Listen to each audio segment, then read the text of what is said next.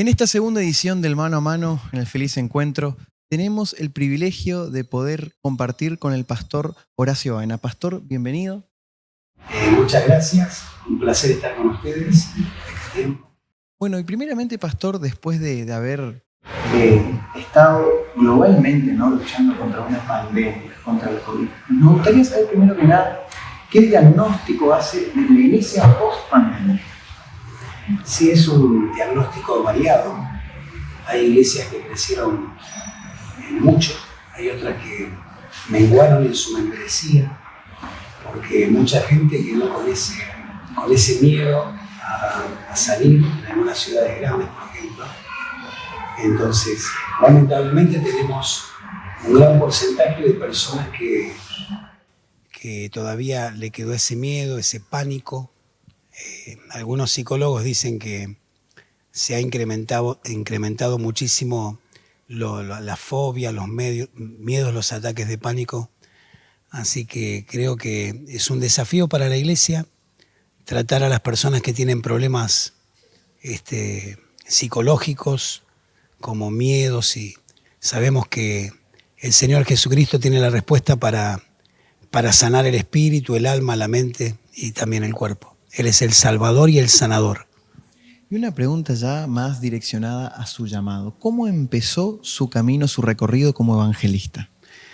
Bueno, yo me convertí en el año 1978.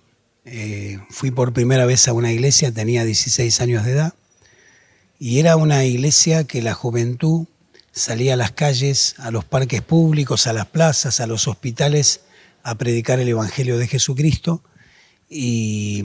Y bueno, en ese mover, en ese ambiente de juventud, a los pocos meses me encontré en Plaza Miserere, Plaza 11, Buenos Aires, predicando la palabra de Dios, repartiendo folletos, literatura. Y en ese ambiente me crié en el año 1978, 79, antes de ingresar al Instituto Bíblico Río de la Plata, al seminario. Así que ya fue un año de preparación.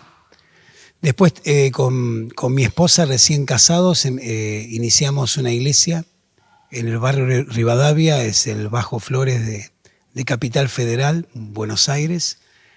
Y después iniciamos otra iglesia en Paso del Rey, la localidad de Moreno, provincia de Buenos Aires, en la zona oeste de Gran Buenos Aires.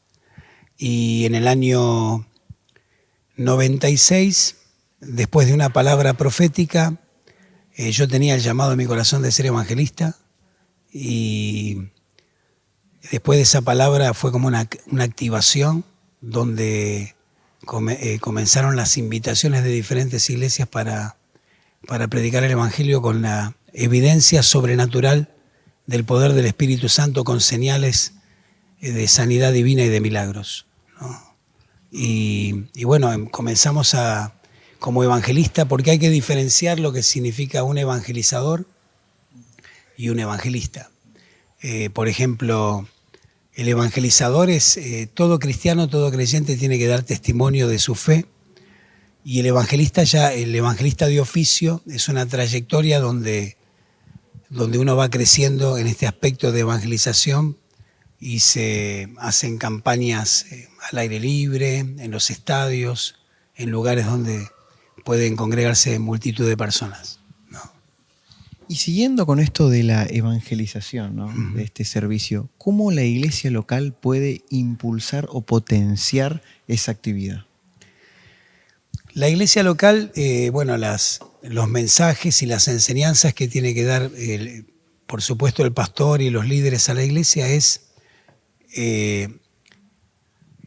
lo principal, que el deber de cada cristiano, de cada creyente. A mí, por ejemplo, me enseñaron, cuando me convertí a Cristo, de que había 4 columnas principales que eran la base del creyente, ¿no? La primera columna era la palabra de Dios, la segunda columna, hablar con Dios, la oración, la tercera columna, congregarse, como dice la Biblia, no dejando de congregarse como algunos tienen por costumbre, y la cuarta columna es dar testimonio de fe. O sea, lo que Dios ha hecho en nuestras vidas, compartirlo. Entonces es algo importantísimo, fundamental, que el creyente, que el cristiano tiene que compartir su fe. Es parte del Evangelio. Contar a otros lo que Dios ha hecho en nuestras vidas. La palabra Evangelio significa buenas noticias. Cristo ha perdonado nuestros pecados, nos ha cambiado, nos ha transformado.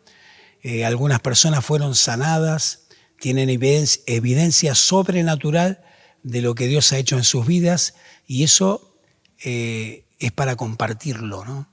Por eso las enseñanzas de las iglesias tienen que apuntar a ese fin, porque Dios es amor, y para demostrar el amor tenemos que hablar a otros de Cristo. Podemos ayudar en la parte social como iglesia, dar alimentos, dar ropa, dar abrigo, ayudar a las personas que están sufriendo económicamente, pero lo mejor que le podemos dar es a Jesucristo, así como dijo el apóstol Pedro, ¿no? Que iba subiendo al templo en Jerusalén, había un inválido que le pedía limosna, dinero, y dijo, no tengo plata, no tengo oro, pero lo que tengo te doy. En el nombre de Jesucristo, levántate y anda.